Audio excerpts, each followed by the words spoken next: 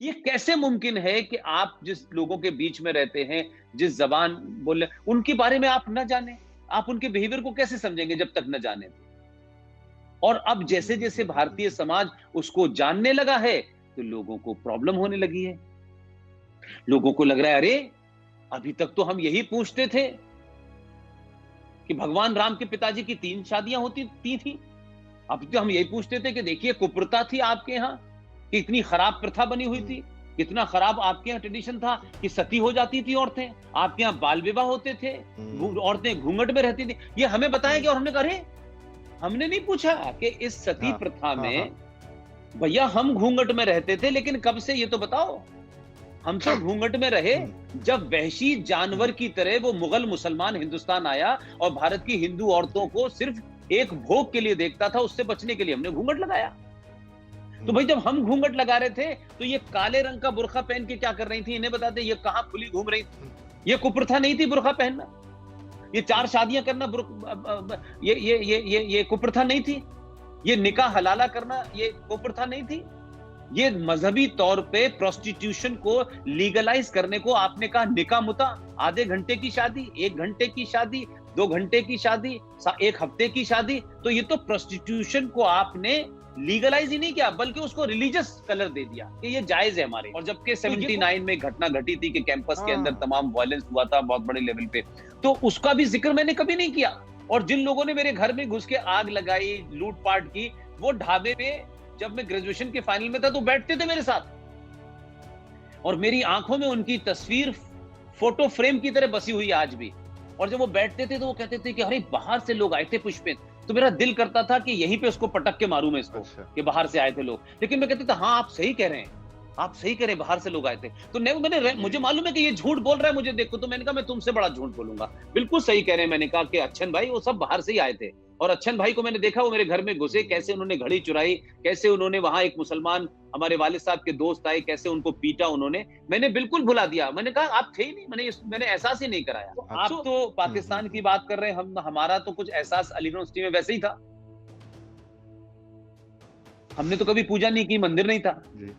हमने तो कभी तिलक नहीं लगाया क्योंकि हमें ये एहसास ही नहीं था। ये ज़रूर था कि कहते कि यस, नो, नो ये सब नहीं करना है हमें, और वो हमारे सबकॉन्शियस में चला गया, इसलिए कभी हमने किया भी नहीं। तो मुझे मुझे नहीं लगता, मेरे लिए तो ऐसा था कि from Aligarh university to Pakistan, जितनी जितनी मक्कारी अलीगढ़ यूनिवर्सिटी में थी, उससे 2000 गुना पाकिस्तान में थी। लेकिन हमारी हुँ, ट्रेनिंग एएमयू में हो गई थी, इसलिए हम वहाँ रहे, और हमारा इंटरेस्ट ये था कि to understand what Pakistan is, और उसको जानें, उसको हाँ, समझें। तो पाकिस्तान को भी आप ये कह सकते हैं कि Pakistan is not a nation. Pakistan means Punjab, और Punjab means army, army means hmm. Pakistan.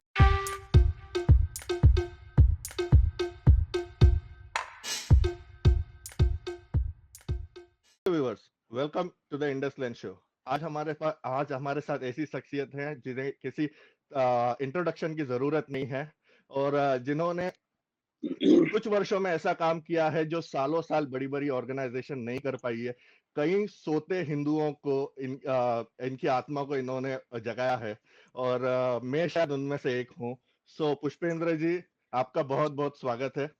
It's a pleasure, Dipin Bhai. It's a pleasure to me that you invited me and given me the opportunity to say something, because every platform is important for me and people like me who's talking about the hidden agenda of Islamic jihad and terrorism and so-called secularism, and lot of deliberately mischief done in the history of India.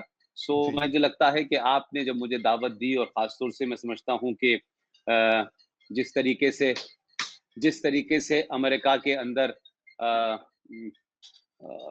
इस बात की ज़्यादा ज़रूरत है, जी। जी, इसलिए जी, जी, आपका जी। जो platform है इंडो यूएस लेंस, इस लेंस के माध्यम से अमेरिका में रहने वाले भारतवंशियों को और दुनिया को, जो इस समय पूरी ह्यूमैनिटी के लिए, पूरे संसार के लिए जो सबसे बड़ा खतरा है, उसके बारे में बताना शायद ज़्यादा आवश्यक है। इसलिए यह इंटरव्यू इसलिए भी महत्वपूर्ण है कि आप वाशिंगटन डीसी में बैठे हैं, जहाँ से दुनिया चलती है। जी। जी बहुत धन्यवाद आपका समय देने के लिए पुष्पेंद्र जी। जी और जी जी सबसे पहला सवाल जैसे आपने कई बार ये बात की है, पूरी दुनिया जानती है कि आपका जिंदगी के कई वर्ष इस्लामिक कल्चर में गए हैं। आपकी तालीम एक इस्लामिक इंस्टीट्यूशन से, ऐसे इंस्टीट्यूशन से, कोई आम इंस्टीट्यूशन नहीं जिसके जो एक ऐसी एपी सेंटर था हिंदुस्तान पाकिस्तान के बंटवारे का। सो ऐसी जगह पर आपकी पूरी जिंदगी गई है, फिर उसके बाद आपने पत्रकारिता में कई साल निकाले, पाकिस्तान कई बार आना जाना हुआ है। सो इतनी साल आपके इस्लामिक कल्चर में रहने के बाद फिर आपका सनातन धर्म के प्रति ये जो आप काम कर रहे हैं, ये ट्रांजिशन कैसे हुआ, ये बदलाव कैसे हुआ? देखिए, एक होता है आपकी नौकरी। जैसे आप जब नौकरी करते हैं तो नौकरी के जो मापदंड होते हैं वो आपको पूरे करने पड़ते हैं, वेदर यू लाइक इट और डोंट लाइक इट। इसी तरीके से जहां आपका जन्म होता है, वहाँ जो कल्चर होता है, वहाँ जो सिस्टम होता है, आप उसको तोड़ नहीं सकते क्योंकि आपकी गिनती 40,000 में 1 या 2 परिवारों की होती है। लिहाज़ा मुझे लगता है कि जब आप उस सिस्टम को तोड़ नहीं सकते हैं, तो आप उस सिस्टम को जीने लगते हैं और उस सिस्टम की खूबियों को भी जानने की कोशिश करते हैं और उसकी वीकनेसेस को भी जानने की कोशिश करते हैं। लिहाज़ा मुझे लगता है कि जो पूरा इस्लामिक कल्चर, इस्लाम के बारे में जो जानकारी थी, वो तमाम सारी चीज़ें, वो सब एक हिस्सा थी, कोर्सेज़ थे, आस-पास का माहौल था, पॉलिटिकल माहौल था, स्पोर्ट्स का माहौल था। तो उस माहौल में आपकी पूरी तरबियत होती है, आप पलते हैं, बढ़ते हैं। तो आपको 2 मौके मिलते हैं, या तो आप उसमें उस पूरी मेजॉरिटी का जो एटीट्यूड है, उसके साथ कंप्रोमाइज़ कर लें, या हम्म। आप हर बात को समझने की कोशिश करें, how they behave, why they behave, what is their agenda, how they hmm. Talk, how they convey.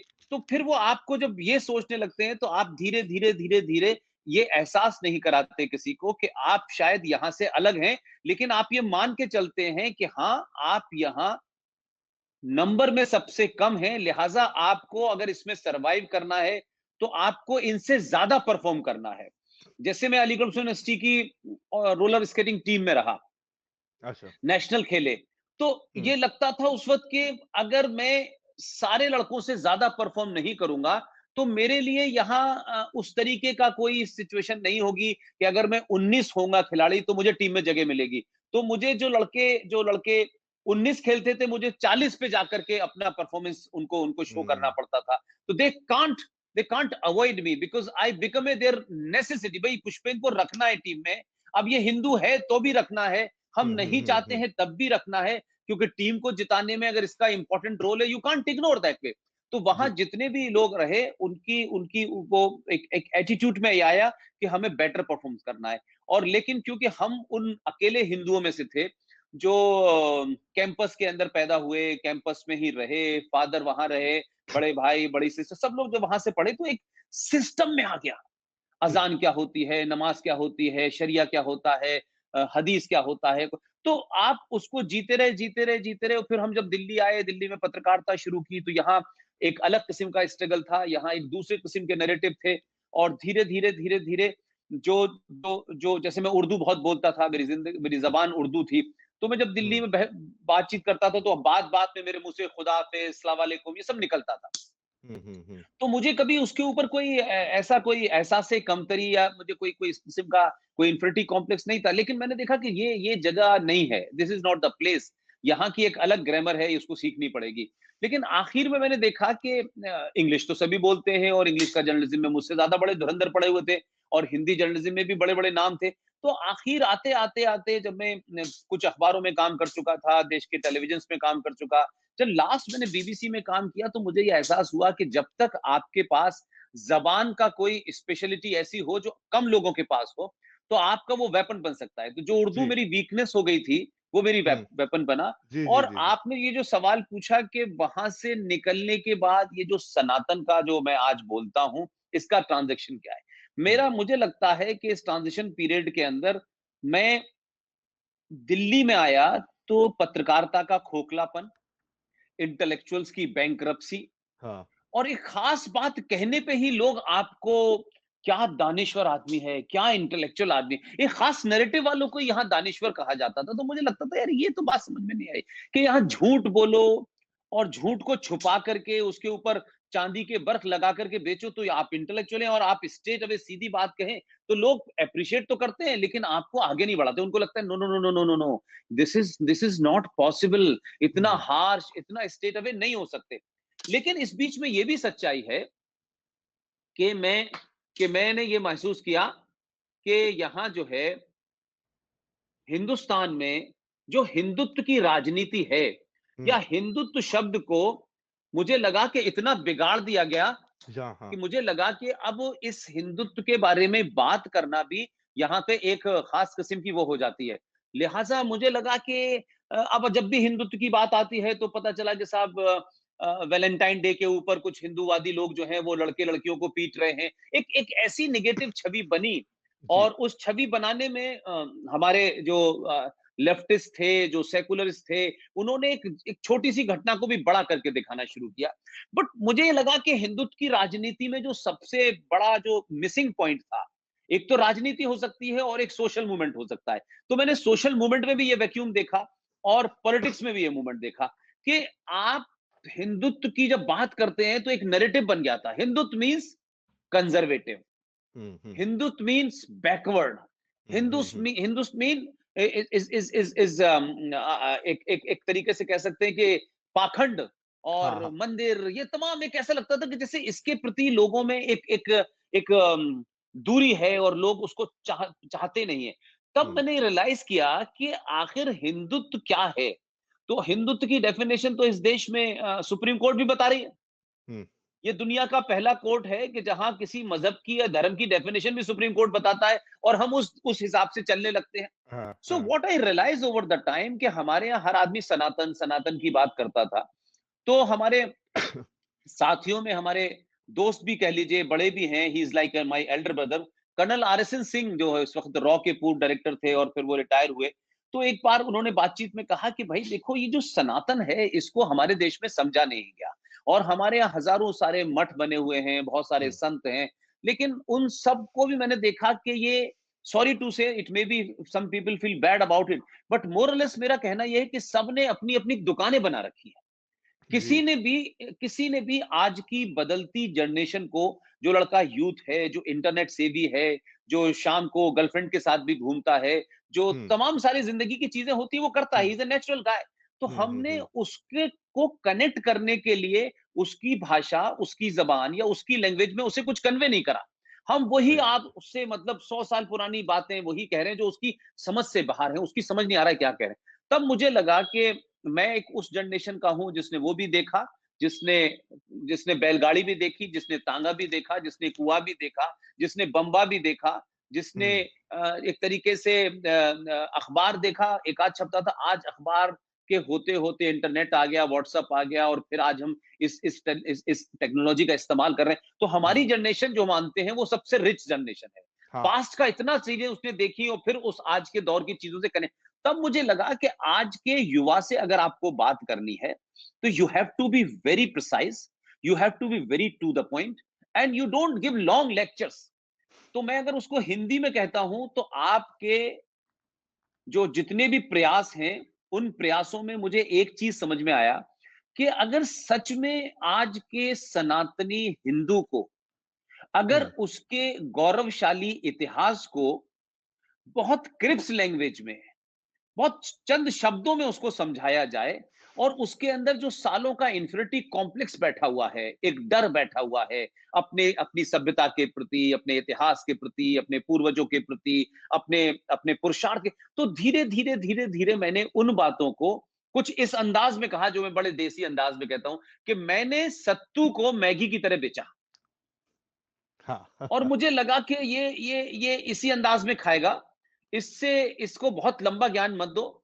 एक बार एक बार इसके दिमाग में सही बात चली गई, और क्योंकि कम्युनिकेशन का दौर है तो इनके पास में इतना सारा रिसोर्सेज है, इतनी इंफॉर्मेशन है कि पुष्पिन साहब क्या बोल रहे हैं और दीपेन जी क्या बोल रहे हैं, जब तक हम बोलेंगे इतनी देर में वो चेक कर लेगा वेदर ही इज लाइंग और ही इज करेक्ट।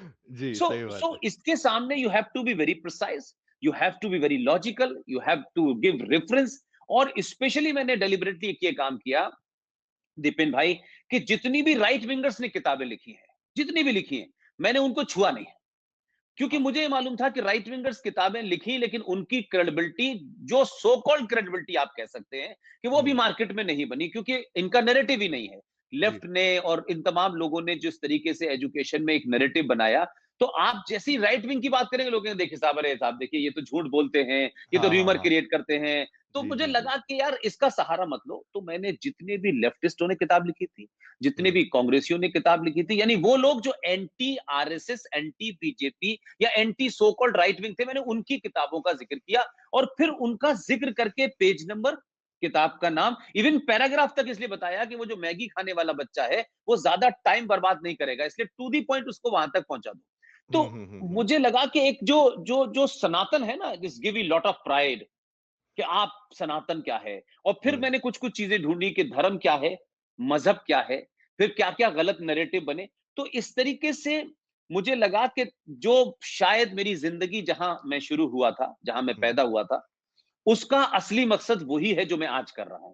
बाकी सी बीच की जिंदगी तो खाना पीना, रोटी दाल चावल, ये सब जो आदमी कमाता है जिंदगी जीने के लिए, वो था।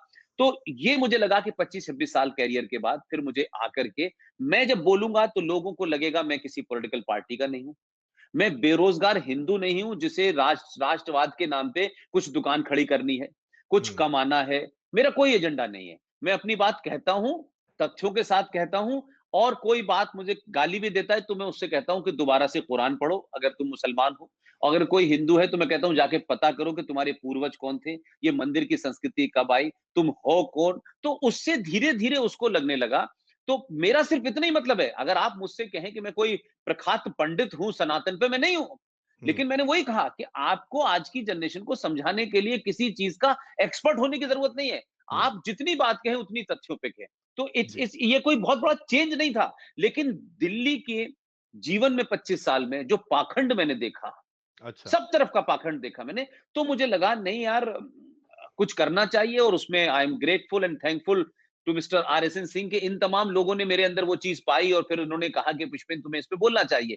तो जी। फिर वो उर्दू की बैकग्राउंड, फिर वो इस्लाम की बैकग्राउंड, फिर वो कुरान की बैकग्राउंड, तो जो चीजें one of the most unimportant थी मेरी लाइफ में, आज में वही मेरे वेपन है। और जी। तथ्यों के साथ बोलता हूं, ताकि मैं अपनी बात कहूं। मैं किसी के खिलाफ नहीं हूं, मैं किसी को गाली नहीं देता, मैं किसी के खिलाफ हथियार उठाने की बात नहीं करता। मैं सनातनियों को यह समझा रहा हूं कि तुम अपने पास्ट को जिस दिन जान जाओगे, तुम्हें हथियार उठाने की जरूरत ही नहीं पड़ेगी। जी। और ये जो लोग तुम्हें डरा रहे हैं, हाँ। ये डरे हुए लोग हैं। इनके हुँ, बाप दादे नाना दादी डरे हुए थे, तभी इन्होंने धर्म जैसा समुद्र छोड़ के मजहब जैसी नाली को इख्तियार कर लिया। और जी। इसीलिए ये जो डरे हुए लोग हैं, ये तुम्हें डरा रहे हैं। और तुम्हारा इतिहास क्या है, जब मैं ये बोलता हूं तो उसके अंदर एक गर्व की फीलिंग होती है कि यार ये आदमी सच बात बता रहा है। हमारे तो पूर्वज क्या थे और हमें क्या बताया गया है। तो समहाउ मुझे सिर्फ इतना ही कनेक्ट करना है कि उनके दिमाग में अपने पास्ट के प्रति जो कंफ्यूजन है, जो मिसगिविंग है, जो मिस इंफॉर्मेशन है, वो करेक्ट हो जाए। जी। मुझे लगता है कि जब आप ये ठीक कर देते हैं ना जहनी तौर पे किसी को, हुँ, तो वो हुँ, हुँ। चलता फिरता न्यूक्लियर बम हो जाता है। जी। That is my job. हाँ। पुष्पेंद्र जी, जैसे मैंने मेरी तालीम कुछ समय तक के एक इस्लामिक इंस्टीट्यूशन में हुई थी, और वहाँ पर मेरे जाने के बाद काफ़ी तब्दीली आई थी मुझ में, जो समझ में आया कि ये गंगा जमुना तहज़ीब वगैरह क्या है।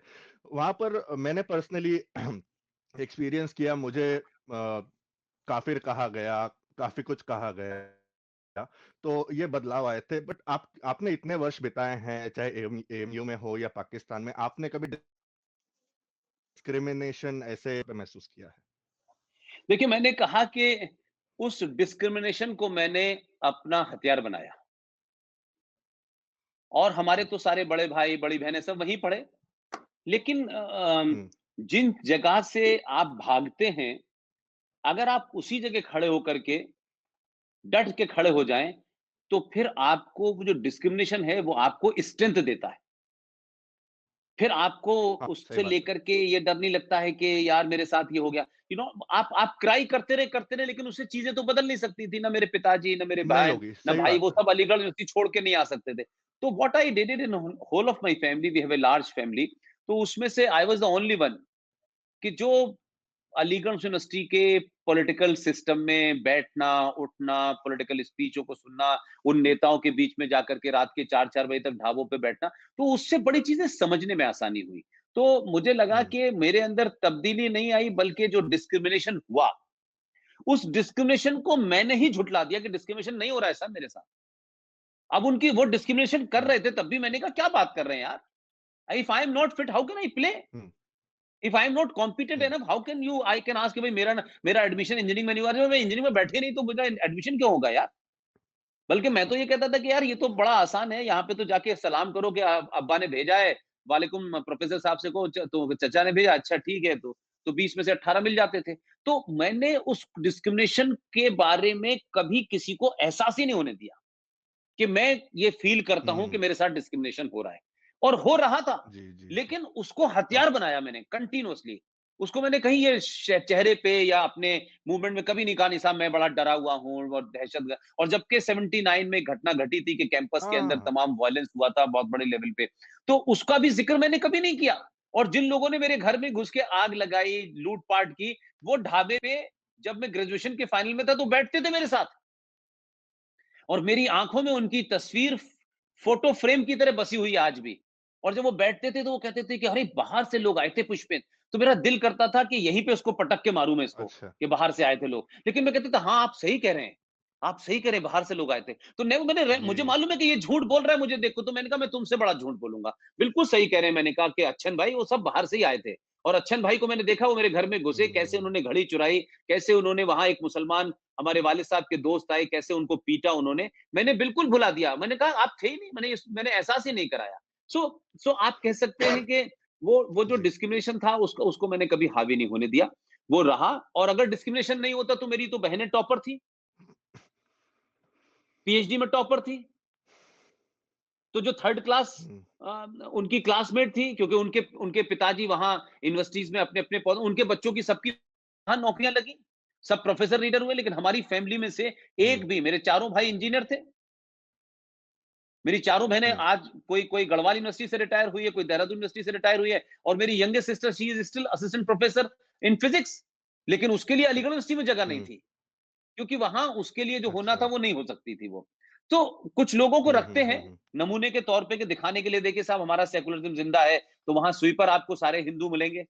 जैसे पाकिस्तान के अंदर आपने देखा है, पाकिस्तान में तो बाकायदा हुँ। एक एक विज्ञापन निकलता है कि यहाँ के हाँ, हाँ, बाल्मीकियों हाँ। और दलितों को तकलीफ न दी जाए, हमारी गंदगी कौन साफ करेगा? और वही सेम जो भारत के अंदर एक सूबा था कश्मीर, जहां मुसलमानों की मेजोरिटी थी, वहां 1957 में 200 दलितों को लाया गया, वाल्मीकियों को लाया गया, और कहा कि हुँ, सिर्फ ये हमारी गंदगी साफ करेंगे। इनको उन्होंने नौकरी दी लेकिन नागरिकता नहीं दी। लेकिन जीवन हुँ, पिछले पिछले 50-60 साल से वो लगातार गंदगी साफ करते रहे, और वहां के संविधान में ये एक एग्जीक्यूटिव ऑर्डर पास कर दिया गया कि ये यहाँ रहेंगे, नौकरी करेंगे, लेकिन सिर्फ नौकरी हमारी सफाई की करेंगे और नहीं करेंगे। सो हुँ, दैट इज मतलब वो जहन का हिस्सा नहीं रहा। इसलिए बहुत सारी चीजें जो सुनी थी, जो पढ़ी थी, जो देखी थी, अब क्योंकि उस वक्त स्टूडेंट टाइम में इतना पैसा भी नहीं होता कि आप भारी भारी किताबें खरीदें, तो आप आज मेरी मेज पे देखेंगे, आप जो किताब कहिए इज अवेलेबल है।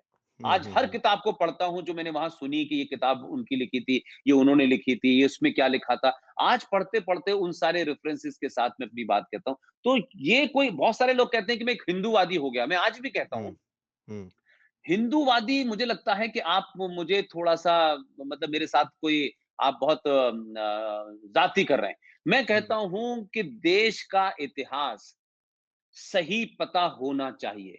अगर आपको भी अपने पिता का नाम नहीं पता, दादा का नाम नहीं पता, नाना का नाम नहीं पता, और कोई आपको ये पढ़ाए कि तुम्हारे नाना जो थे वो हमारे गुलाम थे, दादा हमारे नौकर थे, तो आपके अंदर एक सेंस ऑफ इन्फिनिटी कॉम्प्लेक्स बैठ जाएगा। आपके अंदर वो भाव नहीं आएगा कि आप इक्वालिटी से बात कर पाएँ। तो ये जो झूठ, मक्कारी, और वो भारत के अंदर मौलाना आजाद जैसे आदमी का नाम तक छुपाया गया, अभी उनका पूरा नाम ही नहीं बताया गया मौलाना आजाद का। कि ये हुँ, कौन था, कहां से आया था, क्या था। लेकिन ऐसी बातें करता कोई नहीं था। जब हमने कहना शुरू किया तो लोगों ने कहा कि पुष्पेंद्र जी तुम्हारी इंफॉर्मेशन कहां से है? मैंने कहा किताब पे चले जाओ, गूगल पे चले जाओ, और उनकी अपनी किताब है उस पे चले जाओ। मैंने कहा ना आप किताब पढ़ते हैं ना लिखते हैं, तो आप अगर मौलाना आजाद को दुनिया का सेकुलर मानते हैं, तो मैंने कहा he is 100 time worse than Jinnah. He was basically fulfilling the dream left by Jinnah in India. He was fulfilling. तो उनका नाम क्या था? दिपेन भाई, आपने उनका नाम भी नहीं, आपको भी नहीं पता होगा उनका नाम, क्योंकि उसमें आपकी गलती नहीं है, क्योंकि पता ही नहीं क्या, ये चर्चा नहीं हुई। मौलाना अबुल कलाम का नाम मौलाना अबुल कलाम था ही नहीं। मौलाना अबुल कलाम मक्का में पैदा हुए थे, उनके पिताजी मक्का के रहने वाले थे, उनकी मां मदीने की रहने वाली थी, भारत से कोई संबंध नहीं था। उनका पूरा असली नाम था सैयद गुलाम मुइनुद्दीन अहमद बिन खैरुद्दीन अल हुसैनी। तो भारत में फिर उनके 3 नाम भारत के रिकॉर्ड में बताए गए। जब वो बचपन में पैदा हुए तो उनकी मां ने उनका नाम रखा फिरोज बख्त, जवान हुए तो मुइनुद्दीन हो गया, पॉलिटिक्स में आए तो अबुल कलाम हो गया, और जब उन्हें खास किस्म की पॉलिटिक्स करनी थी तो नाम के आगे मौलाना जुड़ गया। लेकिन वो फिर भी, और दुनिया के किसी स्कूल कॉलेज में नहीं गए, किसी कॉलेज किसी स्कूल में नहीं पढ़े, किसी यूनिवर्सिटी में नहीं पढ़े। लेकिन ये मेरे और आपके सोचने की बात इसलिए है कि इसमें किसी के प्रति मेरा कोई ताज्जुब या बाइस नहीं है, लेकिन मैं ये तो पूछ सकता हूं कि भारत में एक महिला अपने बल पे, अपने मान सम्मान के तहत काम किया, उसने मैकडोनल्ड में काम किया, उसने सीरियल्स में काम किया, वो भारत की मंत्री बनी, तो इस देश में एक बवाल आ गया। लेफ्टिस्टों, लिबरल्स, इन सब के अंदर कहा, अरे साहब स्मृति ईरानी की डिग्री क्या है? No no no no, she is not qualified, इसको आता क्या है? तो मैंने कहा यार, हम कितने पाखंडी और झूठे और मक्कार लोग हैं। हम स्मृति ईरानी, जिसने अपने बल पे सब कुछ किया, मेहनत की, पढ़ लिख के आई, पढ़ी लिखी महिला है, लेकिन उसके बारे में तो नैरेटिव बना। लेकिन मौलाना आजाद के बारे में जब मैंने पूछा कि स्मृति ईरानी का जो लोग सर्टिफिकेट पूछ रहे हैं, वो महान अब्दुल कलाम के बारे में, मौलाना अब्दुल कलाम के बारे में भी तो पता करें कि भाई वो किस स्कूल गए थे, किस कॉलेज गए थे, किसी में, he was completely illiterate man and he became a education minister of India from 1947 to 1958. तो भाई वो भी रहे, फखरुद्दीन अली अहमद भी रहे, एनसी छागला भी रहे, उसके बाद हुमायूं कबीर भी रहे, उसके बाद प्रोफेसर नूरुल हसन भी रहे, 5 शिक्षा मंत्री और मुसलमान जाहिल। तो नरेटिव को सच बताइए, मैं तो फैक्ट पे बात करता हूं, उसके अलावा बात ही नहीं करता। भाई साहब मुझे बताओ ना यार, 5 कैबिनेट मिनिस्टर फ्रॉम 1946 टू 1969 तक लगातार 5 मुसलमान आप देश के शिक्षा मंत्री रहे। तो आपने हिंदुस्तान के हिंदुओं के खिलाफ जहर बोला, मुगलों की तारीफ की, आपका इतिहास बन दिया गया, और ऐसी शिक्षा पद्धति पैदा कर दी जिसकी वजह से आज भी हमारे यहां कौन पैदा हो रहा है? उमर खालिद, कन्हैया कुमार, यही पैदा हो रहे हैं ना। कौन पैदा हो रहा है? तो आप सच को सच बोल दें, इतना ही हमारा काम है। बाकी हमें कौन क्या कहता है, कौन नहीं कहता है। लिहाजा सनातन जो मेरा एजेंडा है ना, वो सिर्फ इसलिए है कि हम जब इस्लाम, कुरान ये सब बोलते हैं, तो फिर हमें ये बताना पड़ता है कि हम कौन हैं, हमारी क्या रूट्स है, हम कहां से आए थे, कैसे आए थे, हमने क्या किया था। अरे भाई, सिर्फ 700-800 साल की गुलामी से पहले भी भारत था। भाई हम कहते हैं जो जीता सिकंदर, एक कहावत है, हम सब कहते हैं ना, जो जीता सिकंदर, लेकिन कोई ये नहीं बताता है कि जिसने सिकंदर को जीता वो कौन है। उस चंद्रगुप्त का नाम नहीं बताते। सो दिस इज ये होता क्या है ना कि दिपिन भाई, बोलचाल में हम लोग मजाक में कुछ बातें ऐसी स्टेब्लिश कर देते। जब हम ये कहते हैं जो जीता सिकंदर, तो हमारा जो भी बच्चा सुन रहा होगा वो कहेगा इसका मतलब सिकंदर वाज सो ग्रेट यार, उसने सब कुछ जीता। तो हमने कहा कि भाई सिकंदर को जिसने जीता वो ग्रेट है, कि सिकंदर ने जिसका, तो अब नया, अब लोगों ने कहा हाँ इसमें कोई हिंदूवादी मामला नहीं है, फैक्ट है भाई। तो आपने नैरेटिव धीरे धीरे कैसे बनाए? तो I am we basically our job is to give correct information so that Hindu should feel, Sanatani should feel equipped, intellectually strong with argument, references and the books, nothing more than that. आप उनकी किताब का आईना उन्हें दिखा दीजिए कि भाई ये आप ही ने लिखा है, ये फला पेज नंबर पे लिखा है, ये किसी आरएसएस के संघ चालक ने नहीं लिखी है किताब। तो हम सिर्फ यही काम कर रहे हैं। इसलिए जब हम इस्लाम की बात बोलते हैं तो फिर हम सनातन की बात पे चले जाते हैं कि सनातन कौन है, और फिर सनातन के मानने वालों को इस बात का एहसास कराते हैं कि भाई 1947 से भारत नहीं बना। हुँ, हजारों हजारों साल पुरानी संस्कृति के तुम वाहक हो। हजारों साल पुरानी हुँ, संस्कृति के तुम ध्वजवाहक हो। उस संस्कृति के तुम, उस विरासत के, उन सरोकारों के, उस सभ्यता के, उस संस्कृति के तुम मानने वाले हो। अपने पूर्वजों को जानो। और जब आप अपने पूर्वजों के इतिहास को पढ़ेंगे तो आपके अंदर से इंफिनिटी कॉम्प्लेक्स भी खत्म हो जाएगा। और प्रोफेसर नूरुल हसन जो अलीगढ़ मुस्लिम यूनिवर्सिटी में पढ़ के आए थे, जिन्होंने हिंदुस्तान में Irfan Habib, Romila Thapar, R S N Sharma जैसे हाँ, मक्कार वामपंथियों को इतिहास लिखने को दिया, और उस इतिहास ने आपको समाज से, अपने अपने इतिहास से काट दिया। तो हम जब ये बात कहते हैं तो उनको कहते हैं कि हाँ, ये बात तो सही है कि सनातन अलग है और मजहब अलग है। अब हमने मजहब और हुँ, हुँ, धर्म को जोड़ दिया। तो ये धर्म को छोटी एक जोड़ छोटी दिया, छोटी हाँ, छोटी, तो हम वही काम कर रहे हैं। हम आज फिर कहता हूं मैं आपके सामने, I am not expert on Sanatan, लेकिन वही मैंने कहा कि जितनी देर में मैगी बन के वो बच्चा खा ले, उतना ही सनातन मुझे पता है। अच्छा, डन सर। जी। पुष्पेंद्र जी, जैसे आपने पाकिस्तान का ज़िक्र किया और पाकिस्तान से आपका काफ़ी ताल्लुक़ रह चुका है। हम्म। देखिए यहाँ पर तो नैरेटिव ऐसा बन जाता है दुनिया भर में कि भारत में एक चोर मारा जाता है, तो जय हम्म। श्री राम जैसा पवित्र शब्द इनके लिए वॉर क्राई बन जाता है। पर हम्म। जहाँ पर पाकिस्तान में हर रोज़ पलायन हो रहा है, बलात्कार हो रहे हैं, किडनैपिंग्स हो रही है, लव जिहाद हो रहा है, उसका कोई ज़िक्र नहीं होता। हालाँकि आपने पाकिस्तान कई बार आप गए हैं, कई वर्ष बिताए हैं, वहाँ पर काम किया है। तो आपने ऐसा कुछ आपके नज़र में आया या आपने कुछ नोटिस किया, वहाँ के हालात कैसे हैं हिंदू भाई-बहनों के? सर देखिए, मैंने आपको बताया कि मैं कराची में मेरा हेड ऑफिस था। मैं वहाँ भी हुँ, गया, और उसके अलावा वहाँ ज़्यादा हिंदू रहते हैं, ख़ास तौर से कराची में। लाहौर में तो बहुत ना के बराबर हैं। और 99% लोगों की हालत ये है कि ठीक है, एक बस ज़िंदगी जी रहे हैं। जैसे हमारे यहाँ आप कह सकते हैं कि एब्जेक्ट पॉवर्टी में जो लाइन लोग रहते हैं, उनका जो ये बात मैंने कभी टेलीविज़न पे नहीं कही, लेकिन मैं आज आपसे इसलिए शेयर करना चाहता हूँ। उनके यहाँ एक खिलाड़ी है, दनेश कनेरिया, क्रिकेट जी, का। जी। जी, जी। अब हमारे यहाँ तो चक्कर ये है कि हमारा तो राजनीतिक लोगों से कोई सीधे तौर पे संपर्क नहीं है। लेकिन वो भारत रहा, चुपचाप गुमनामी में रहा यहाँ, और वो भारत की नागरिकता चाहता था। लेकिन उस वक़्त यहाँ हुँ, ऐसी सरकार नहीं थी कि ये बताया जाए, और उसने काफ़ी, मैं उसके टच में रहा, उसने कहा कि आप मेरी बात कराइए किसी तरीके से, तो उसको नहीं मिली और वो फिर चुपचाप यहाँ से चला गया वापस। तो पाकिस्तान में हिंदुओं को, सिखों को, इन सब लोगों को लेकर के वही मानसिकता है, जो मानसिकता आपको बाबर में, औरंगज़ेब में नज़र आती थी। कि भई आप सोचिए कि सरहिंद का जो राजा था, किस तरीके से गुरु गोविंद सिंह के बच्चों को इस्लाम कबूल करने के लिए कहा गया। उन्होंने मना कर दिया तो उनको ज़िंदा चिनवा दिया गया। लाल किले से, जहाँ से जी। भारत का प्रधानमंत्री 15 अगस्त को भाषण देते हैं, उसके सामने एक गुरुद्वारे का ज़िक्र हर बार आता है, और ये कहा जाता है कि देखिए सब धर्म बराबर हैं, ये हमारी मिली-जुली, ये झूठ है।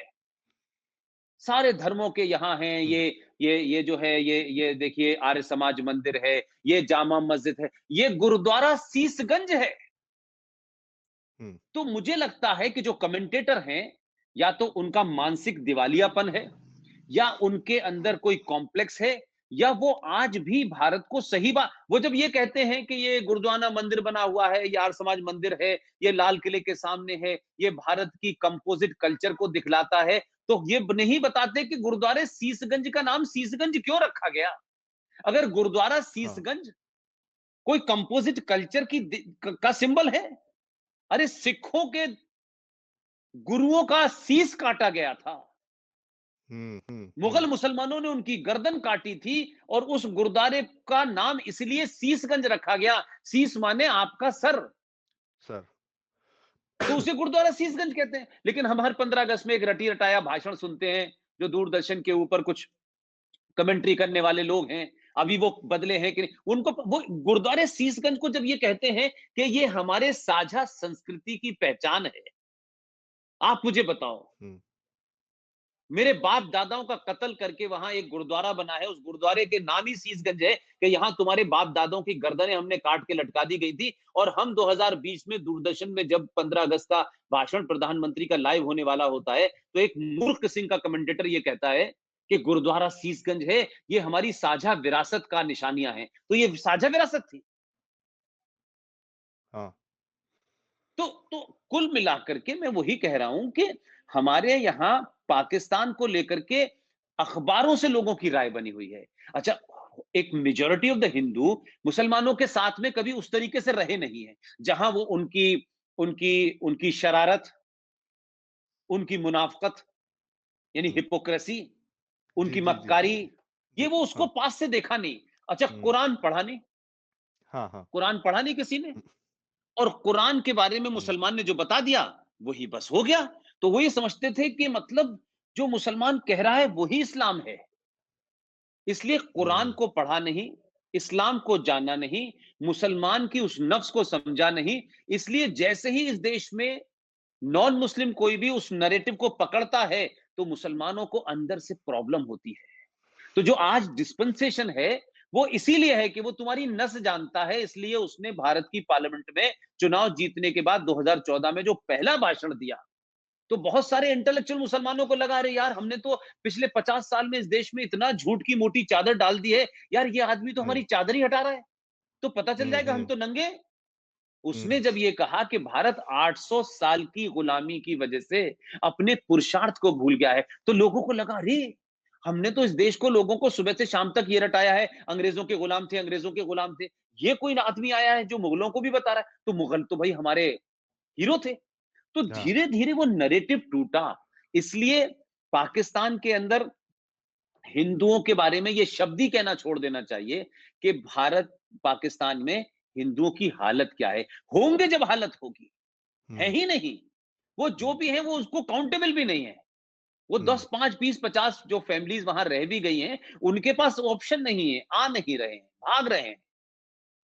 तो हुँ, पाकिस्तान के अंदर वो सब हमने अपनी आंखों से देखा। मैं आपको बताता हूं कि मैं कराची के एक हॉस्टल में ठहरा, और उस एमएलए हॉस्टल के अंदर जब मैं ठहरा, शुरू-शुरू में गया था वहाँ, तो मुझे वहाँ मेरे मालिकों ने ठहरा दिया।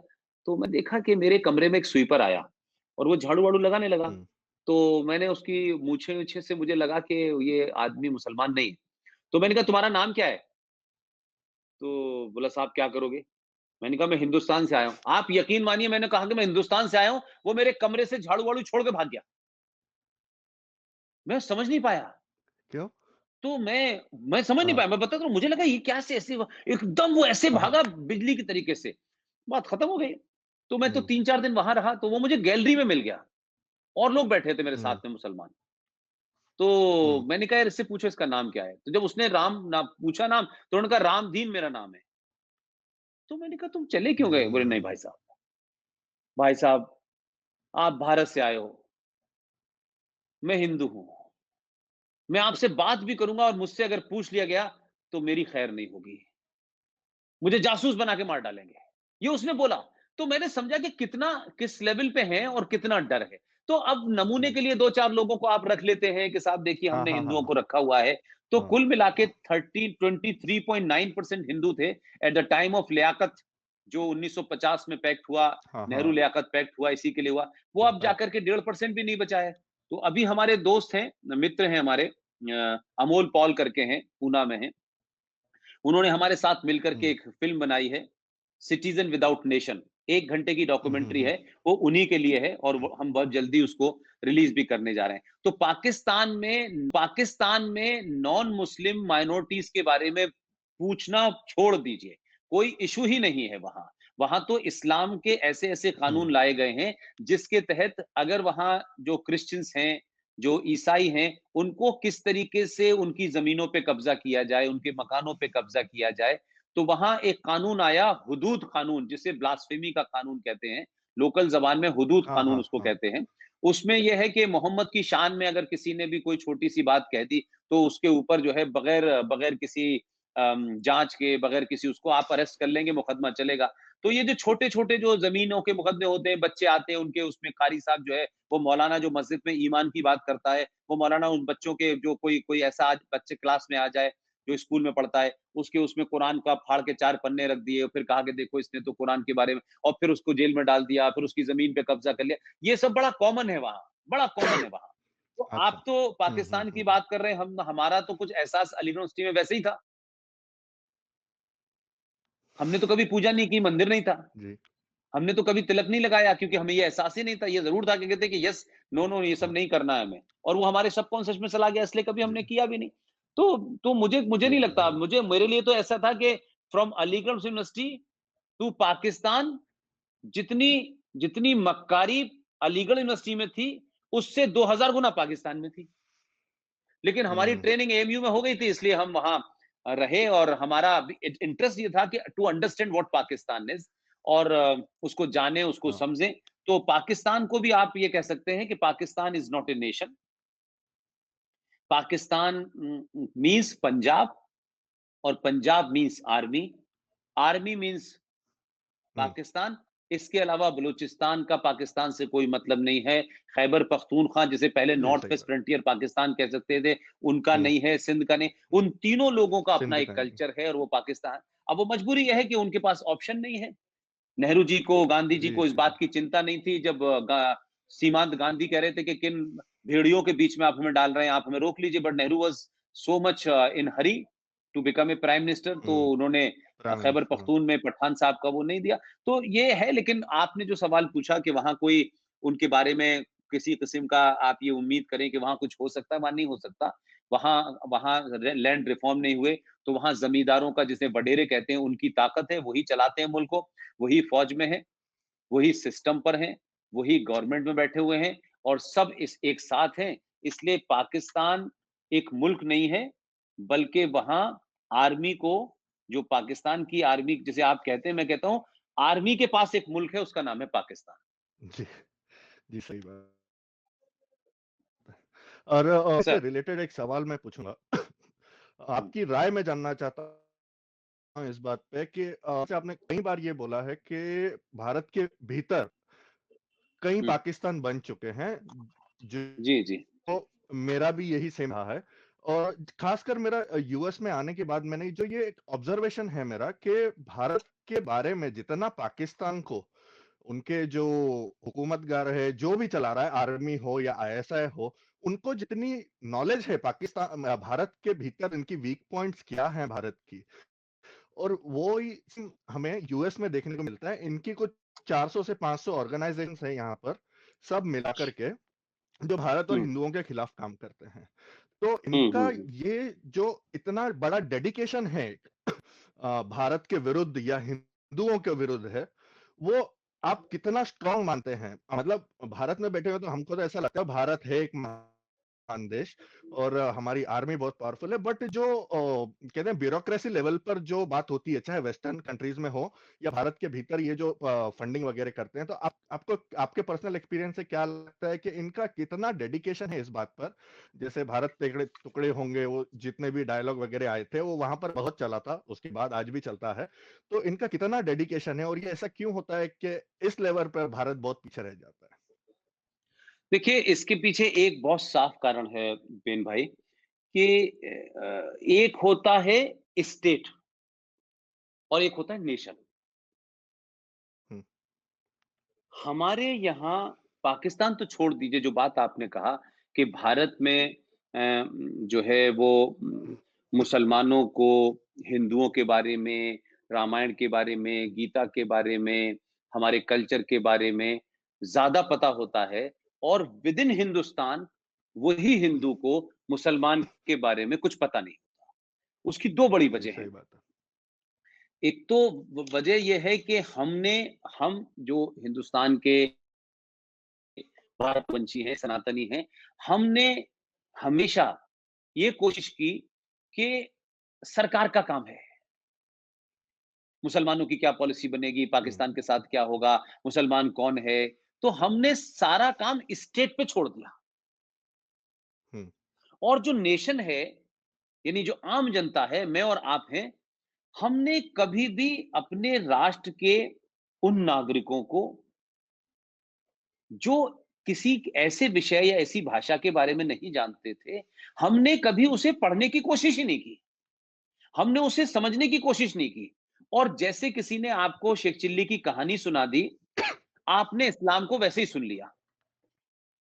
और आपने मान लिया हम्म, कि जैसे हम महान हैं, जितने हम आदर्शवादी हैं, ये भी वैसे ही होंगे, क्योंकि ये कह रहे हैं। तो हम्म, जो उनके अंदर का हिडन एजेंडा है, जो उनके हम्म, अंदर का जो एक एक एक जिसे कह सकते हैं कि उनका एक नैरेटिव है, उनकी एक एजेंडा है, उसको हम समझे ही नहीं। तो सबसे पहले हिंदुस्तान में हिंदुओं को वो भाषा ही नहीं आती जिस भाषा में वो बात करते हैं। हाँ, सही जिस बात है। भाषा में कुरान लिखा है हाँ, वो नहीं पता उनको। और क्योंकि हम इतने समय तक डरे हुए रहे, उस डरे होने की वजह से हम जिंदगी को जीने के लिए नौकरी मिल जाए, जमीन मिल जाए, दुकान खोल लें, हमारा बच्चा खामोशी से चुपचाप से पढ़ ले और वो हमारी नौकरी कर ले, हमारी जिंदगी इससे आगे बढ़ी नहीं। हम्म, और उन लोगों को हमारे बीच में रहने से, हमारे सुबह से लेके शाम तक का बिहेवियर, मंदिरों में कोई जा रहा है, आ रहा है, आप भी मंदिर जा सकते हैं, मंदिर में क्या होता है, हम रामायण सीरियल बना के दिखाते हैं, हम जो है वो महाभारत बना के दिखाते हैं, हम उस पूजा जो कर, तो उनके पास हमारे हमारे अमल को देखने और हमें पढ़ने और समझने का ज्यादा रास्ता था। उन्होंने हिंदी की हम्म, किताबें पढ़ी, क्योंकि जो लोग मेन लाइन उसमें पढ़ रहे थे, वो तमाम सब उसी तरह पढ़े जैसे और स्टूडेंट पढ़ते हैं, तो उनके पास ज्यादा हम्म, चांस था। उसके बनस्पत हिंदुओं के लिए कहीं उर्दू थी नहीं, जी, जी, सही बात है। हाँ, तो उन्होंने उर्दू नहीं पढ़ी। उर्दू नहीं पढ़ी तो फिर कुरान शरीफ पढ़ने का तो मसला ही नहीं होता है। तो आपकी हाँ, सोसाइटी में बड़े लिमिटेड लोग थे जो उस मुस्लिम साइकी को समझते। तो इसलिए हमारे यहाँ हम्म, सक्सेसिव सरकारें आई और हर सरकार ने ये कोशिश की कि नहीं नहीं नहीं नहीं, मुसलमानों को जो है भाई देखो, उनकी उनको कुछ देना है। देखो उनको उनको उनको उनको वो बड़े बेचारे कमजोर हैं, वो बड़े मजबूर हैं, वो देखो पिछड़े हैं। तो ये नैरेटिव चला। तो आपने हम्म, संविधान हम्म, के विरुद्ध भी काम किया, संसद के विरुद्ध भी काम किया, आपने आपकी न्यायपालिका के विरुद्ध भी काम किया। तो जो बात आपने कहा कि पढ़ने वाली बात है, आज देखिए, आज 10, 20, 50 लोग जेएनयू के professor Anand Ranganathan Nathan, hmm, is a हाँ, ब्रिलियंट गाय। अब वो कुरान की स्टडी उनके पास ऐसे ही है जैसे किसी जी, मौलवी को होती है। लेकिन एक प्रोफेसर है, इंग्लिश का है, हिंदू है, और उसको उस कुरान में पता है कि कौन सी आयत में क्या लिखा हुआ है। ये आयतें काफिर या नहीं, नॉन मुस्लिम के खिलाफ क्या क्या लिख, वो पॉइंट बाई पॉइंट बताते हैं। तो ये जो आते हैं टेलीविजन पे लोग, जब वो उनके सामने हाँ, बोलते हैं तो वो कुछ बोल नहीं पाते या गाली गलौज पे उतर आते हैं। तो धीरे धीरे हम्म, जिस इस्लाम को झूठ फैलाया गया कि Islam is a religion of peace, तो मैं हम्म, कहता हूं कि भाई ये तो पता करो कि पीस की स्पेलिंग क्या है। तो लोग कहते हैं अरे ये तो नया, मैंने कहा भाई वही तो मैं कह रहा हूं कि आपने किसी पेयजल जिसे जो आपके मुल्क में ज्यादा बिकता है, ये उससे भी ज्यादा भयानक विज्ञापन है इसका। तो जैसे हमारे यहाँ एक विज्ञापन था, और वो हमारे सीनियर भी हैं और दोस्त भी तो नहीं मैं कह सकता, लेकिन बहुत बढ़िया आदमी हैं। और उन्होंने जिस तरीके से एक लाइन दी, कोका कोला मतलब ठंडा, हाँ, हाँ, ऐसे ही है हम्म, इस्लाम मतलब पीस। तो हमने पीस, कहा नहीं, इस्लाम मतलब टुकड़े, इस्लाम हम्म, मतलब तलवार, इस्लाम हम्म, मतलब कब्जा, इस्लाम मतलब हम्म, सिर्फ मैं, इस्लाम मतलब बाकी कोई नहीं। अब हमने नैरेटिव देना शुरू किया, हमने पहला कलमे जी, से जी, शुरू जी, किया, अजान पे चले गए। तो हम्म, आपने अपनी सोसाइटी को, और जो हमारे, मैंने वही कहा कि जो हमारे यहाँ हिंदू संगठन भी चल रहे थे, वो चाहे कुछ भी कर रहे हो, लेकिन आप मुझे बताइए दीपेन भाई, अगर आप फिजिक्स की किताब नहीं पढ़ेंगे तो how you know about the physics? सही बात। आपको पढ़ना तो पड़ेगा ना, बेसिक। बेसिक है कि हाँ, किसी हाँ, सब्जेक्ट को पढ़ेंगे, आप एक्सपर्ट ना भी हो, आप बड़े फिजिशियन ना बने, लेकिन आपको बेसिक फॉर्मूले तो पता चलेंगे ना कि CH4 क्या है भाई, केमिस्ट्री का हाँ, ये हाँ, हाँ, फॉर्मूला क्या, H2O क्या है। लेकिन हमारे जो लोग थे और जो संगठन थे, उन्होंने इस्लाम के बारे में भी नो हमें नहीं बताया। नहीं, ये कैसे मुमकिन है कि आप जिस लोगों के बीच में रहते हैं, जिस जबान बोल रहे, उनके बारे में आप ना जाने? आप उनके बिहेवियर को कैसे समझेंगे जब तक न जाने? तो और अब जैसे जैसे भारतीय समाज उसको जानने लगा है, तो लोगों को प्रॉब्लम होने लगी है। लोगों को लग रहा है, अरे अभी तक तो हम यही पूछते थे कि भगवान राम के पिताजी की 3 शादियां होती थी। अब तो हम यही पूछते थे कि देखिए कुप्रथा थी आपके यहाँ, कि इतनी खराब प्रथा बनी हुई थी, कितना खराब आपके यहाँ ट्रेडिशन था कि सती हो जाती थी औरतें, आपके यहाँ बाल विवाह होते थे, औरतें घूंघट में रहती थी। ये हमें बताया गया और हमने कहा, अरे हमने नहीं पूछा कि इस सती हाँ, प्रथा हाँ, हाँ। में भैया हम घूंघट में रहते थे, लेकिन कब से ये तो बताओ। हम तो घूंघट में रहे हुँ, जब वहशी जानवर हुँ, की तरह वो मुगल मुसलमान हिंदुस्तान आया और भारत की हिंदू औरतों जी, को सिर्फ एक भोग के लिए देखता था, उससे बचने के लिए हमने घूंघट लगाया। तो भाई हुँ, जब हम घूंघट लगा रहे थे तो ये काले रंग का बुर्का पहन के क्या कर रही थी, इन्हें बताते, ये कहां खुली घूम रही थी। हुँ, ये कुप्रथा नहीं थी बुर्का पहनना, ये 4 हुँ, शादियां करना ये कुप्रथा नहीं थी, ये हुँ, निकाह हुँ, हलाला हुँ, करना ये कुप्रथा नहीं थी। ये मजहबी तौर पे प्रोस्टिट्यूशन को लीगलाइज करने को आपने कहा निकाह मुता, आधे घंटे की शादी, 1 घंटे की शादी, 2 घंटे की शादी, 1 हफ्ते की शादी। तो ये तो प्रोस्टिट्यूशन को आपने लीगलाइज ही नहीं किया, बल्कि उसको रिलीजियस कलर दे दिया कि ये जायज है हमारे यहाँ। तो ये हुँ, कुप्रथा कभी नहीं पढ़ाई गई आपको। तो हुँ, आपका आपका आपका आपकी अनभिज्ञता, आपके अपने समाज के लोगों ने आपको नहीं बताया और आपने खुद सीखने की कोशिश नहीं की। हमारे यहाँ फ्रेंच लेते हैं बच्चे, हाँ, हमारे यहाँ जर्मन लेते हैं बच्चे। अब जर्मन की जितनी पॉपुलेशन है उसमें तो हमारा एक स्टेट आ जाएगा, सही बात लेकिन है। वो बच्चा संस्कृत नहीं लेता, नहीं, नहीं, जबकि संस्कृत दुनिया की सारी लैंग्वेज की माँ है। हाँ, लेकिन एक नोशन बन गया, जर्मन बोलना, जर्मन सीखना, जर्मन पढ़ना इज वेरी हाँ, गुड। हाँ, भले ही हाँ, जर्मन हम हाँ, पढ़ पाए ना पढ़ पाए, दैट्स अ डिफरेंट इशू। लेकिन हमने नैरेटिव ही ऐसा क्रिएट कर दिया, क्योंकि हाँ, हाँ, वेस्ट हाँ, से आए, पावर ली और फिर सत्ता पे 19 साल 16 साल जो परिवार के लोग रहे, उन्होंने भारत के उस पूरे पुरुषार्थ को समाप्त किया। जी, जी, जी, इसलिए इस्लाम के बारे में भारत के लोगों का, सनातनियों का ना जानना ही उनका सबसे बड़ा दुश्मन है। जी, जी, आज वो जान रहे हैं, हजारों ब्लॉगर्स हैं, हजारों वेबसाइट हैं, लाखों यूट्यूब चल रहे हैं, लोग कुरान की आयतों का एक एक करके हवाला दे रहे हैं, इसलिए चिल्लाने हैं। तो ये जो जो 5 वक्त की अजान देते थे, इनका बस चले तो ये 24 घंटे की अजान दें, क्योंकि अभी इस्लाम बच नहीं पा रहा। तो इनकी समस्या ये है कि जैसे ही ये किसी संकट में फंसते हैं, तो ये नहीं कहते कि हमसे, ये कहते हैं इस्लाम खतरे में है। हाँ, और इस्लाम बड़ी जल्दी खतरे में आता है हाँ, और कई सौ सालों से आ रहा है। हाँ, 57 मुल्क हैं, पूरी दुनिया में कब्जा कर लिया, लेकिन फिर भी इस्लाम।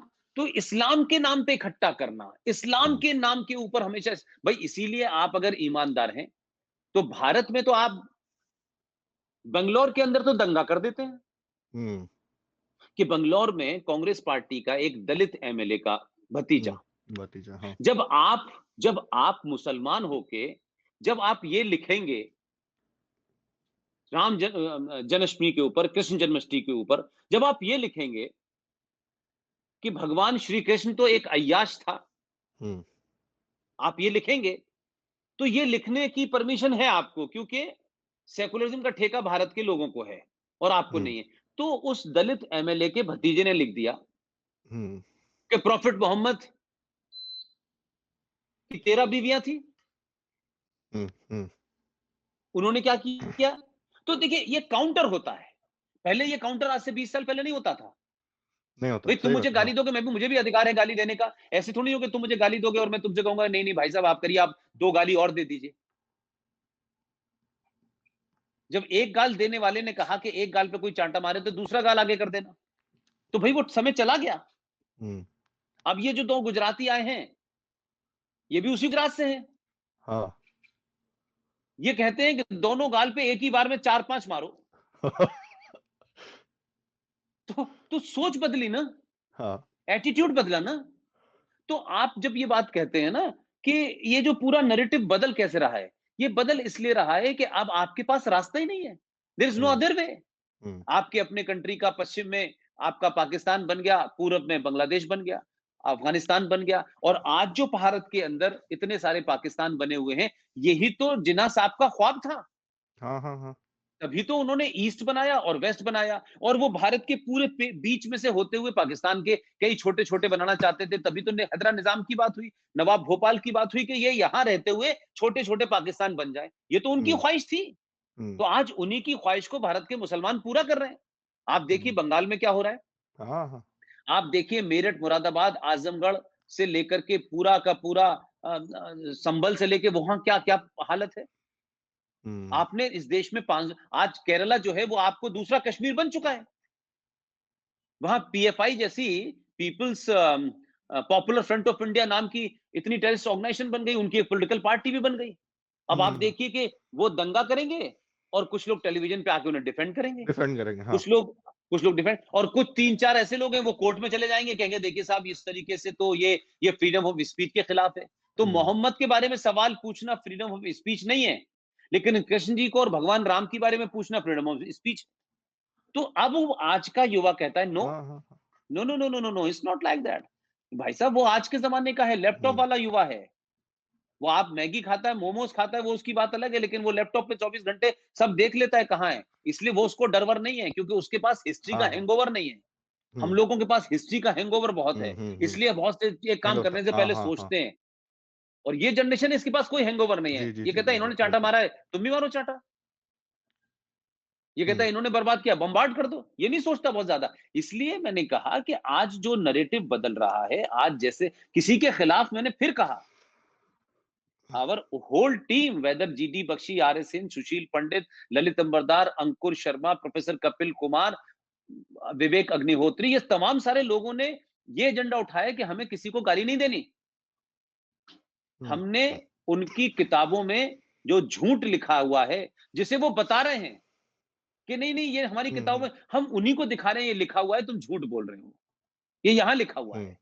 तो तुम जहां 5% होते हो वहां सेकुलर होते हो, और जहां 35% होते हो वहां निजामी मुस्तफा चाहिए होता है तुम्हें। हम्म, तो वो लोग इसलिए पढ़ते हैं, इसलिए ज्यादा जानते हैं कि वो आपके बीच में बहुत लंबे समय से रह रहे हैं, आजादी से पहले से रह रहे हैं। इसलिए हम्म, पाकिस्तानियों को आपके बारे में आसानी से पता चल जाता है, क्योंकि आपने कोई, मैं तो बार बार अपने मुसलमान दोस्तों से कहा कि आप हिंदुस्तान के बेवकूफ हिंदू जो है बेचारा, जिसको कुछ पता नहीं इस्लाम के बारे में, आप भी रामायण की तरह मोहम्मद साहब के ऊपर एक सीरियल बनाओ, और मोहम्मद साहब के ऊपर सीरियल बनाओ, कुरान पे सीरियल बनाओ, और उसके बाद दिखा दो। तो ये बेवकूफ हिंदू समझ जाएगा कि मोहम्मद साहब के बारे में क्यों हम गलत बात करें। लेकिन बनाओ तो मोहम्मद साहब के ऊपर सीरियल, जो हम्म, बनाएगा वो कहां जाएगा सबको पता है।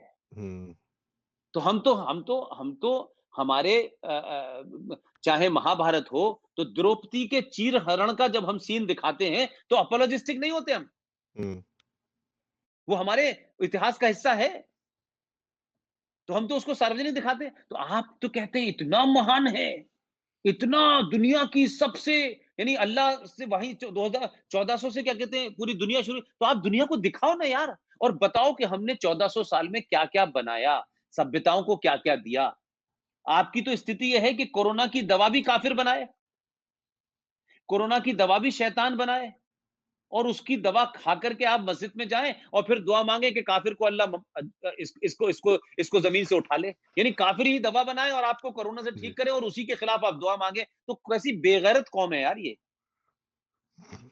मुझे तो आज तक समझ में नहीं आया कैसी कौम है यार ये, किस लिए आई है। इसलिए मैंने कहा कि Islam is not a religion, Islam is a political ideology to capture power, nothing more than that. इसलिए इनका जो पूरा मोडस ऑपरेंडी है, उसको समझाने के लिए मैंने 4-5 हमारे दोस्त हैं, जयपुर में हैं, डॉक्टर ओमेंद्र रत्नू उनका नाम है, एंड बहुत जी, बड़ा जी, काम कर रहे हैं। हमारे हाँ, जी, जी, जी, तो जी, उनके साथ मिलकर के हम, तो उन्होंने मुझे एक टर्म के ऊपर बात बताई, तो मुझे बहुत ही इंप्रेसिव लगी ये टर्म। और जिस तरीके से उन्होंने उस पर रिसर्च की, उन्होंने मुझसे कहा कि भारत में मुसलमानों की जो पॉलिटिकल एटीट्यूड है, उसकी मानसिकता को समझिए कि वो भारत में सनातनी हिंदू के साथ कैसे बिहेव कर रहा है, और जो अभी पता नहीं चलता, कोई बड़े रूप में पता नहीं चलता। उन्होंने कहा random, unceasing, low level, scattered violence. अब रैंडम मींस हम्म, अकस्मात, यकायक कहीं भी हो जाएगा। अनवरत, हाँ। अनसीजिंग, लगातार चलने वाला। लो लेवल मींस लघु श्रेणी का, छोटा। और स्कैटर्ड बाय यानी छितरे अंदाज में, छितरे अंदाज में। ये हिंदुस्तान में जिहाद का एजेंडा है, जिसके तहत भारत में 2014 से लेकर के दिसंबर 2019 तक 106 हिंदुओं की हत्याएं हुई हैं। 106। Very soon we are coming with the whole document with all details, name, village, district, father's name, mother's name, age, सब हम दे रहे हैं। और इसके तहत हम ये बताना चाहते हैं कि ये एक एजेंडे के तहत पता चला कि यकायक कहीं बिहार के किसी इलाके में 2 हिंदुओं की हत्याएं हो गई।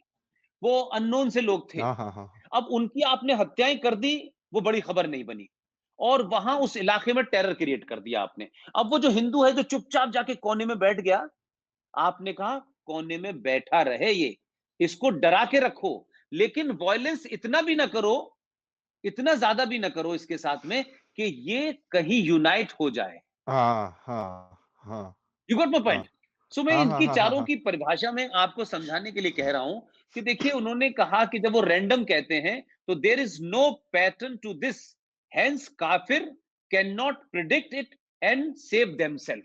वो प्रिडिक्ट ही नहीं करेगा यार यहां ऐसा हो जाएगा और उसको बस बचाने का कोई रास्ता ना मिले।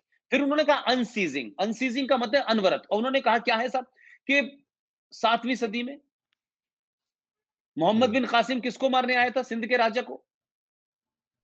वही कासिम था, वही मोहम्मद साहब के खानदान के लोगों को मारा।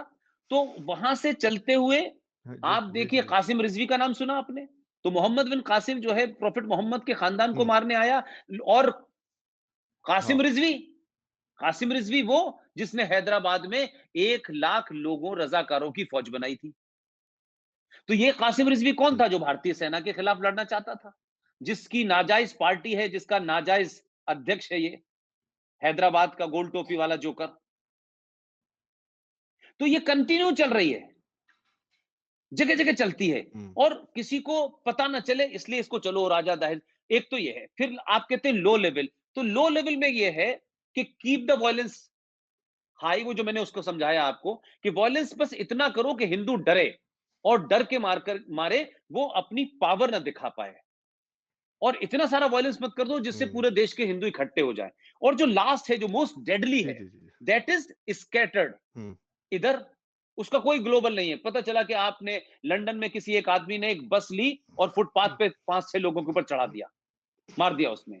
और कोई आदमी घुसा श्रीलंका के अंदर, उसने बम से 50 मार दिए। तो अलग अलग जगह ये घटनाएं करते रहो, ताकि जब ये घटनाओं की जिक्र खबरों के तहत हिंदुस्तान या जो भी कोई हिंदू या नॉन बिलीवर समझे, तो उसके अंदर एक फियर क्रिएट हो जाए। So this is the style. और इस्लाम के अंदर एक कंसेप्ट है जिसे कहते हैं उम्मा। ये उम्मा का जो कंसेप्ट है, इस उम्मा का मतलब है इस्लाम नेशन स्टेट में बिलीव नहीं करता। इस्लाम के लिए नेशन की बाउंड्री का कोई मतलब नहीं है। इसलिए उसमें कहा गया है कि जो आदमी पुरानी दिल्ली में जामा मस्जिद के नीचे कबाब बेच रहा है, उसको भी अजरबैजान में किसी मुसलमान के साथ कोई घटना घटी है तो उसको अपनी सिंपैथी, अपना कुछ भी जो भी मीन्स हो, चाहे उसके बारे में जलसा करके, चाहे उसके बारे में 4 लोगों को बता करके, उस घटना का जिक्र करके लोगों को पहुंचाना है कि अजरबैजान में एक मुसलमान के साथ ना कोई नाइंसाफी हो गई है।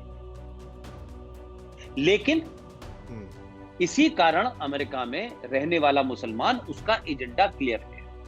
वो भारत का मुसलमान हो, वो पाकिस्तान का मुसलमान हो, वो बांग्लादेश का मुसलमान हो, वो अमेरिका में आज पूरी ताकत से अपने निजी स्वार्थों को छोड़ करके वो इस बात में कि मेरा पैसा जो मैंने कमाया है, उसने का पैसा मैंने कमाया किस लिए है, मुझे अपने को, अपने मजहब के लोगों को, जो कमजोर हैं उनको, और एक बड़ी दुनिया में पूरा अपना झंडा फहराने के लिए मुझे उसको कंट्रीब्यूट करना है। तो मैं पैसे से कर सकता हूं तो पैसे से करूंगा, मैं फिजिकली जाके कर सकता हूं तो वो मुझे कंट्रीब्यूट करना है।